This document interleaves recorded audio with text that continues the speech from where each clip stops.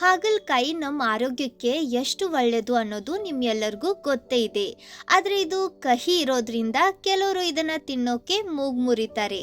ಹಾಗಲಕಾಯಿ ಅಂದ್ರೇನೆ ಮೂಗು ಮುರಿಯೋರ್ಗೆ ಈ ರೆಸಿಪಿ ಮಾಡಿಕೊಡ್ರಿ. ಖಂಡಿತ ಇನ್ನೊಂದ್ಸತಿ ಇದೇ ಥರ ಹಾಗಲಕಾಯಿ ಮಾಡಿಕೊಡು ಅಂತ ನಿಮ್ಮನ್ನ ಕಾಡಿಬೇಡಿ ಮಾಡಿಸ್ಕೊಂಡು ತಿಂತಾರೆ. ನಮಸ್ಕಾರ, ಶ್ರಾವಣಿ ಅಡುಗೆ ಮನೆಗೆ ಸ್ವಾಗತ. ನಾನು ರಶ್ಮಿ. ಇವತ್ತು ನಾವು ಹಾಗಲಕಾಯಿನಿಂದ ತುಂಬ ರುಚಿಯಾಗಿರುವಂಥ ಒಂದು ಹೊಸ ತರಹದ ಪಲ್ಯ ಮಾಡ್ತಾ ಇದ್ದೀವಿ. ಈ ರೀತಿ ಇದನ್ನು ಖಂಡಿತ ಒಂದ್ಸತಿ ಟ್ರೈ ಮಾಡಿ ನೋಡ್ರಿ. ನೆಕ್ಸ್ಟ್ ಟೈಮ್ ನೀವು ಹಾಗಲಕಾಯಿ ತಂದಾಗ ಇದೇ ರೀತಿ ಮಾಡ್ಕೊಂಡು ತಿಂತೀರಾ. ಹಾಗಲಕಾಯಿನ ಚೆನ್ನಾಗಿ ತೊಳೆದು ಇದ್ರ ಮೇಲೆ ಈ ರೀತಿ ಹುರುಬರ್ಕಿರುತ್ತೆ ನೋಡ್ರಿ, ಇದನ್ನ ಒಂದು ಸ್ವಲ್ಪ ತೆಗೆದು ತಗೊಳ್ಳೋಣ. ಇದು ಬಹಳ ಕಹಿ ಇರುತ್ತೆ. ಇದನ್ನ ತೆಗೆದು ತಗೊಳ್ಳೋದ್ರಿಂದ ಇದರಲ್ಲಿನ ಕಹಿ ಕಡಿಮೆ ಆಗತ್ತೆ. ನಾನು ಇಲ್ಲಿ 1/4 kg ಅಷ್ಟು ಹಾಗಲಕಾಯಿ ತಗೊಂತಾ ಇದ್ದೀನಿ. ಇವನ್ನ ಈ ರೀತಿ ಎಲ್ಲ ತೆರೆದು ತಗೊಂಡ ನಂತರ ಇವಾಗ ಇವನ್ನ ಇನ್ನೊಂದ್ಸತಿ ಚೆನ್ನಾಗಿ ತೊಳೆದು ಇವನ್ನ ನಾವು 2 ಹೋಳ್ನಲ್ಲಿ ಕಟ್ ಮಾಡ್ತಾ ಇದ್ದೀವಿ. ಹಾಗಲಕಾಯಿ ಜಾಸ್ತಿ ಉದ್ದ ಇದ್ರೆ 3 ಹೋಳು ಮಾಡ್ರಿ. ಇವನ್ನ ನಾವು ತುಂಬಿ ಮಾಡ್ತಾ ಇದ್ದೀವಿ, ಅದಕ್ಕೆ ಈ ರೀತಿ ಒಂದು ಸ್ವಲ್ಪ ಉದ್ದಕ್ಕೇನೆ ಕಟ್ ಮಾಡ್ಕೊಂಡು ತಗೋರಿ. ಇದ್ರ ಒಳಗಿನ ಎಲ್ಲ ಬೀಜ ತೆಗಿಬೇಕು. ಬೀಜ ಬಹಳ ಕಹಿ ಇರ್ತವೆ ನೋಡ್ರಿ. ಸ್ಪೂನ್ನಿಂದ ಈ ರೀತಿ ಒಂದು ಸ್ವಲ್ಪ ತಿರುಗಿಸಿದ್ರೆ ಸಾಕು. ಇದರಲ್ಲಿನ ಬೀಜ ಬಹಳ ಈಸಿಯಾಗಿ ಒಂದೇ ಸತಿ ಬೇರೆ ಆಗ್ತವೆ. ಇವಾಗ ಇದನ್ನ ನೋಡ್ರಿ ಈ ರೀತಿ ಉದ್ದಕ್ಕೆ ಕಟ್ ಮಾಡ್ರಿ, ಅಂದ್ರೆ ಇದರಲ್ಲಿ ನಾವು ಮಸಾಲೆ ತುಂಬಬಹುದು.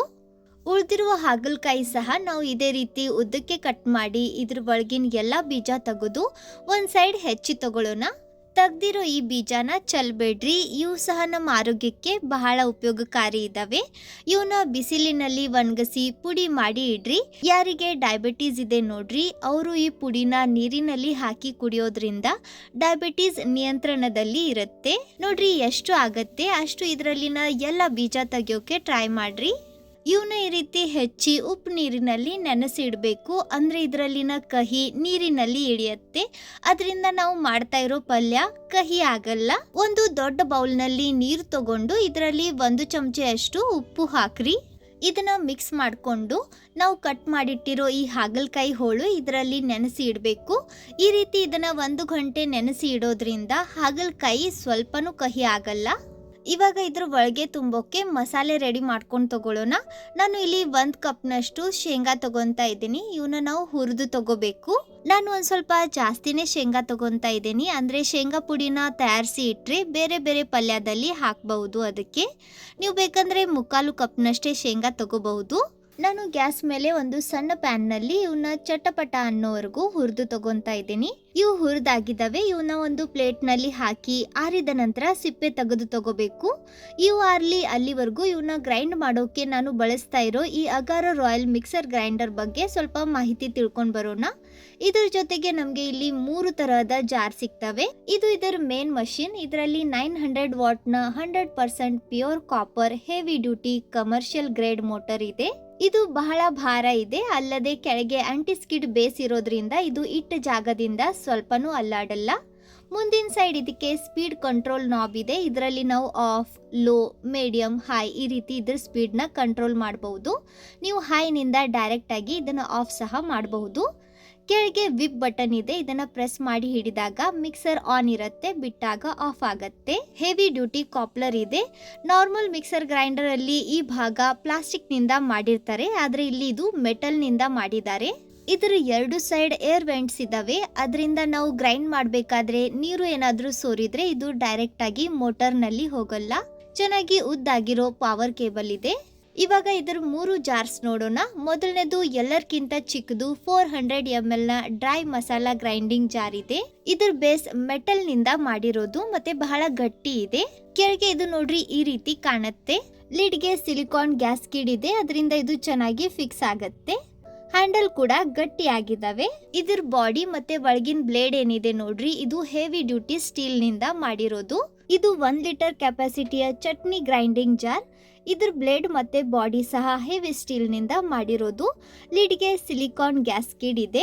ಇದು 1.7 ಲೀಟರ್ನ ವೆಟ್ ಗ್ರೈಂಡಿಂಗ್ ಜಾರ್. ಇದಕ್ಕೆ ಡೋಮ್ ಶೇಪ್ ಲಿಡ್ ಕೊಟ್ಟಿದ್ದಾರೆ. ಹಾಗೆ ಕ್ಲಿಪ್ಸ್ ಇದಾವೆ, ಅದರಿಂದ ಇದು ಜಾರಿಗೆ ಬಹಳ ಚೆನ್ನಾಗಿ ಫಿಕ್ಸ್ ಆಗತ್ತೆ. ಮೇಲೆ ಇದು ಈ ರೀತಿ ಓಪನ್ ಆಗತ್ತೆ. ಅದರಿಂದ ನಾವು ಗ್ರೈಂಡ್ ಮಾಡಬೇಕಾದ್ರೂ ಇದರಲ್ಲಿ ಯಾವ್ದಾದ್ರು ಪದಾರ್ಥ ಅಥವಾ ನೀರು ಹಾಕಬೇಕಂದ್ರೆ ಹಾಕಬಹುದು. ಇದ್ರ ಬೇಸ್ ಸಹ ಬಹಳ ಗಟ್ಟಿ ಇದೆ. ಹಾಗೆ ಬಾಡಿ ಮತ್ತೆ ಬ್ಲೇಡ್ ಹೆವಿ ಡ್ಯೂಟಿ ಸ್ಟೀಲ್ ನಿಂದ ಮಾಡಿರೋದು.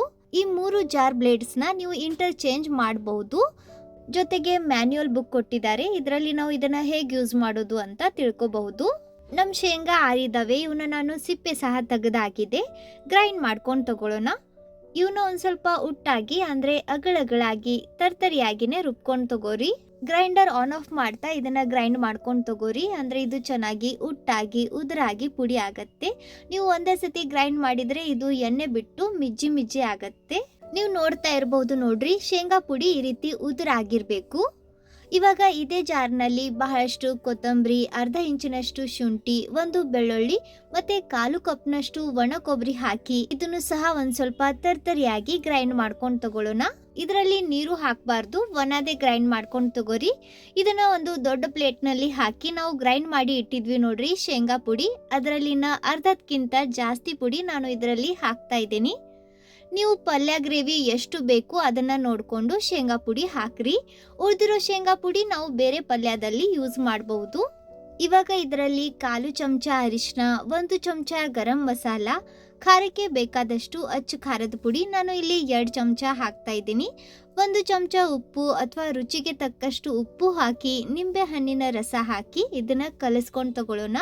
ಇದು ತೀರಾ ಉದುರಾಗಿದೆ, ಬೈಂಡ್ ಆಗ್ತಾ ಇಲ್ಲ ಅಂತ ಅನ್ಸಿದ್ರೆ ಇದರಲ್ಲಿ ಸ್ವಲ್ಪ ಎಣ್ಣೆ ಅಥವಾ ನೀರು ಹಾಕ್ರಿ. ಆದ್ರೆ ಇಲ್ಲಿ ನೋಡ್ರಿ ಇದು ಚೆನ್ನಾಗಿ ಬೈಂಡ್ ಆಗ್ತಾ ಇದೆ, ನೀರು ಅಥವಾ ಎಣ್ಣೆ ಹಾಕೋ ಅವಶ್ಯಕತೆ ಇಲ್ಲ. ಕಲಿಸ್ಕೊಂಡ ನಂತರ ಇವಾಗ ನಾವು ನೆನೆಯೋಕೆ ಇಟ್ಟಿದ್ವಿ ನೋಡ್ರಿ ಈ ಹಾಗಲಕಾಯಿ, ಇದರಲ್ಲಿನ ನೀರು ಬಸ್ತು ಇವನ್ನ ಒಂದ್ಸತಿ ಚೆನ್ನಾಗಿ ತೊಳೆದು ತಗೋರಿ. ಈಗ ನಾವು ರೆಡಿ ಮಾಡಿರೋ ಈ ಮಸಾಲೆ ಇದ್ರ ಒಳಗೆ ತುಂಬಬೇಕು. ನಾವೇನ್ ಕಟ್ ಮಾಡಿದ್ವಿ ನೋಡ್ರಿ ಅಲ್ಲಿಂತ್ರ ಈ ಫೀಲಿಂಗ್ನ ನೋಡ್ರಿ ಈ ರೀತಿ ತುಂಬ್ರಿ. ಬಹಳ ಹತ್ತಕ್ ಬೇಡ್ರಿ, ಹಗುರವಾದ ಕೈನಿಂದ ಇದು ಚೆನ್ನಾಗಿ ಫೀಲ್ ಆಗ್ಬೇಕು. ಆ ರೀತಿ ಇದನ್ನ ತುಂಬ್ಕೊಂಡು ತಗೊಳ್ಳೋಣ. ಎಲ್ಲ ಹಾಗಲಕಾಯಿ ತುಂಬಿದ ನಂತರ ಇಷ್ಟು ಮಸಾಲೆ ಉಳಿದಿದೆ, ಇದನ್ನ ನಾವು ಪಲ್ಯದಲ್ಲೇ ಹಾಕ್ತಾ ಇದ್ದೀವಿ. ಇದರಿಂದಾನೇ ನಮ್ ಗ್ರೇವಿ ರೆಡಿ ಆಗತ್ತೆ. ಇವಾಗ ಇದರಲ್ಲಿನ ಮಸಾಲೆ ಹೊರಗೆ ಬರಬಾರ್ದು ಅಂತ ಒಂದು ಟ್ರಿಕ್ ಮಾಡೋಣ. ನೋಡ್ರಿ ಈ ರೀತಿ ದಾರ ಕಟ್ ಮಾಡ್ಕೊಂಡು ಇದಕ್ಕೆ ಸುತ್ರಿ. ನೀವು ಬೇಕಂದ್ರೆ ಲಾಸ್ಟಿಗೆ ಗಂಟು ಸಹ ಹಾಕಬಹುದು.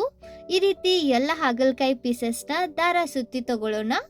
ನೋಡ್ರಿ ಇಲ್ಲಿ ನಮ್ ಎಲ್ಲ ಹಾಗಲಕಾಯಿಗೆ ದಾರ ಸುತ್ತಿ ಆಗಿದೆ. ಇವಾಗ ಇವನ್ನ ನಾವು ಎಣ್ಣೆಯಲ್ಲಿ ಫ್ರೈ ಮಾಡಬೇಕು.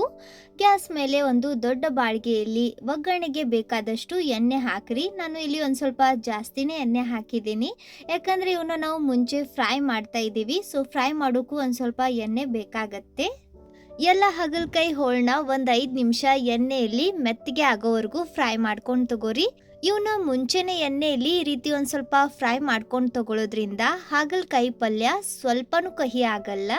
ಒಂದು 5 ನಿಮಿಷ ಈ ರೀತಿ ಫ್ರೈ ಮಾಡ್ಕೊಂಡ ನಂತರ ಇವನ್ನ ಎಣ್ಣೆ ಬಸ್ತು ತೆಗೆದು ಬಿಡ್ರಿ. ಇವು ಆರಿದ ನಂತರ ನಾವು ಇದಕ್ಕೆ ಏನು ದಾರ ಸುತ್ತಿದ್ವಿ ನೋಡ್ರಿ, ಇದನ್ನ ಬೇಕಂದ್ರೆ ನೀವು ತೆಗಿಬಹುದು ಅಥವಾ ಹೀಗೇನು ಒಗ್ಗರಣೆ ಹಾಕಬಹುದು. ನಾನು ಈ ದಾರ ತೆಗಿತಾ ಇದ್ದೀನಿ.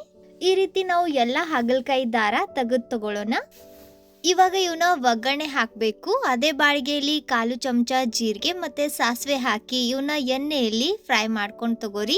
ಇವು ಚಟಪಟ ಅಂದ ನಂತರ ಸ್ವಲ್ಪ ಕರಿಬೇವು ಮತ್ತೆ ಒಂದು ಉಳ್ಳಾಗಡ್ಡಿ ಈ ರೀತಿ ಸಣ್ಣಕ್ಕೆ ಹೆಚ್ಚಿ ಹಾಕ್ರಿ. ಉಳ್ಳಾಗಡ್ಡಿ ಒಂದು ಸ್ವಲ್ಪ ಹೊಂಬಣ್ಣಕ್ಕೆ ಬಂದ ನಂತರ ಇದರಲ್ಲಿ ಸ್ವಲ್ಪ ನಿಂಬೆ ಹಣ್ಣಿನ ರಸ ಹಾಕ್ರಿ. ನಿಂಬೆ ಹಣ್ಣು ಅವೈಲೇಬಲ್ ಇಲ್ಲ ಅಂದರೆ ನೀವು ಇಲ್ಲಿ ಹುಣಸೆ ರಸ ಹಾಕಬಹುದು. ಇವಾಗ ಇದರಲ್ಲಿ 1/4 ಚಮಚ ಹಿಂಗ್ ಮತ್ತೆ 1 ಚಮಚಷ್ಟು ಬೆಲ್ಲ ಹಾಕಿ ಒಗ್ಗರಣೆಯಲ್ಲಿ ಕಲಿಸ್ಕೊಂಡು ತಗೋರಿ. ನಿಂಬೆ ಹಣ್ಣಿನ ರಸ ಇರಬಹುದು ಅಥವಾ ಈ ಬೆಲ್ಲ ಪಲ್ಯ ಟೇಸ್ಟ್ ಬ್ಯಾಲೆನ್ಸ್ ಮಾಡ್ತವೆ. ಇವಾಗ ನಾವು ತುಂಬಿ ಇಟ್ಟಿರೋ ಈ ಹಾಗಲಕಾಯಿ ಹೋಳು ಮತ್ತೆ ಶೇಂಗಾ ಪುಡಿ ಹಾಕಿ ಇವನ್ನ ಕಲಿಸ್ಕೊಂಡು ತಗೊಳ್ಳೋಣ. ನಾವಿನಿ ಮಸಾಲೆ ರೆಡಿ ಮಾಡಿದ್ದೇವೆ ನೋಡ್ರಿ, ಇದೇ ಸೇಮ್ ಮಸಾಲೆ ತುಂಬಿ ನಾವು ತುಂಬಿದ ಬದನೆಕಾಯಿನ ಸಹ ಮಾಡಬಹುದು ಅಥವಾ ಈ ಮಸಾಲೆ ನಾವು ಬೇರೆ ಪಲ್ಯದಲ್ಲೂ ಯೂಸ್ ಮಾಡಬಹುದು. ಇದನ್ನ ಒಗ್ಗರಣೆಯಲ್ಲಿ ಚೆನ್ನಾಗಿ ಕಲಿಸ್ಕೊಂಡು ತಗೊಳ್ಳೋಣ. ಗ್ಯಾಸ್ ಲೋ ಫ್ಲೇಮ್ನಲ್ಲಿ ಇಟ್ಟು ಇದನ್ನ ಕಲಿಸ್ರಿ, ಇಲ್ಲಾಂದ್ರೆ ಇದು ತಳಕ್ಕೆ ಹೊತ್ತೋ ಸಾಧ್ಯತೆ ಇರುತ್ತೆ.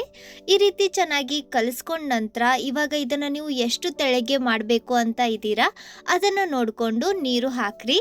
ನಾನು ಇದರಲ್ಲಿ 1 ಕಪ್ನಷ್ಟು ನೀರು ಹಾಕಿದ್ದೀನಿ. ನಂತರ ನೋಡಿಕೊಂಡು ಇನ್ನೊಂದು ಸ್ವಲ್ಪ ನೀರು ಸೇರಿಸಬಹುದು. ನೀರು ಇದರಲ್ಲಿ ಚೆನ್ನಾಗಿ ಮಿಕ್ಸ್ ಮಾಡಿಕೊಂಡು ಇವಾಗ ಮುಚ್ಚಳ ಮುಚ್ಚಿ ಇದನ್ನ ಮೆತ್ತಗೆ ಆಗೋವರೆಗೂ ಬೇಯಿಸಿ ತಗೋರಿ. ನಡುವೆ ನಡುವೆ ಇದನ್ನ ಕಾಡಿಸಿ ನೀರು ಚೆಕ್ ಮಾಡ್ರಿ. ಬಹಳ ಗಟ್ಟಿ ಅನ್ಸಿದ್ರೆ ಇನ್ನೊಂದು ಸ್ವಲ್ಪ ನೀರು ಹಾಕಿ ಬೇಯಿಸ್ರಿ. Wow, super! ಇದ್ರ ಮೇಲೆ ಬಂದಿರೋ ಈ ಎಣ್ಣೆ ಲೇಯರ್ ನಿಂದಾನೇ ಗೊತ್ತಾಗತ್ತೆ ಪಲ್ಯ ಎಷ್ಟು ಅದ್ಭುತ ರುಚಿ ಆಗಿದೆ ಅಂತ.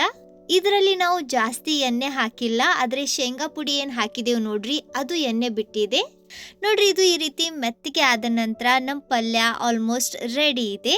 ಮೇಲೆ ಒಂದು ಸ್ವಲ್ಪ ಕೊತ್ತಂಬರಿ ಹಾಕಿ ಇದನ್ನ ಕಲಿಸ್ಕೊಂಡು ಸರ್ವ್ ಮಾಡ್ರಿ.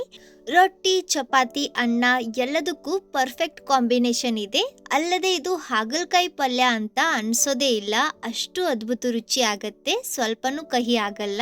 ಈ ತರ ನಾನು ತಿಳಿಸಿರೋ ರೀತಿ ಹಾಗಲಕಾಯಿ ಪಲ್ಯ ಒಂದ್ಸತಿ ಮಾಡ್ಕೊಂಡು ತಿನ್ರಿ. ಖಂಡಿತ 101% ಗ್ಯಾರಂಟಿ ನಿಮ್ಮ ಮನೆಯಲ್ಲಿ ಇರೋ ಎಲ್ಲರಿಗೂ ಇದು ತುಂಬಾ ಇಷ್ಟ ಆಗತ್ತೆ. ಟ್ರೈ ಮಾಡಿದ ನಂತರ ಇದು ಹೇಗ್ ಬಂತು ಅಂತ ಕಮೆಂಟ್ ನಲ್ಲಿ ತಿಳಿಸೋದನ್ನ ಮರಿಬೇಡ್ರಿ. ಇವತ್ತಿನ ಈ ರೆಸಿಪಿ ನಿಮಗೆ ಇಷ್ಟ ಆದರೆ, ಸ್ವಲ್ಪನಾದರೂ ಯೂಸ್ಫುಲ್ ಅಂತ ಅನಿಸಿದರೆ ಪ್ಲೀಸ್ ಲೈಕ್ ಮಾಡಿ. ನಿಮ್ಮ ಫ್ರೆಂಡ್ಸ್ ಹಾಗೆ ಫ್ಯಾಮಿಲಿ ಸರ್ಕಲ್ ಜೊತೆ ವಿಡಿಯೋನ ಶೇರ್ ಮಾಡಿ ಸಪೋರ್ಟ್ ಮಾಡಿರಿ. ಭೇಟಿಯಾಗೋಣ ಇದೇ ತರಹದ ಮತ್ತೊಂದು ಹೊಸ ರುಚಿಯಾಗಿರೋ ಆರೋಗ್ಯಕರ ರೆಸಿಪಿ ಜೊತೆ. ಅಲ್ಲಿವರೆಗೂ ಬಾಯ್ ಫ್ರೆಂಡ್ಸ್.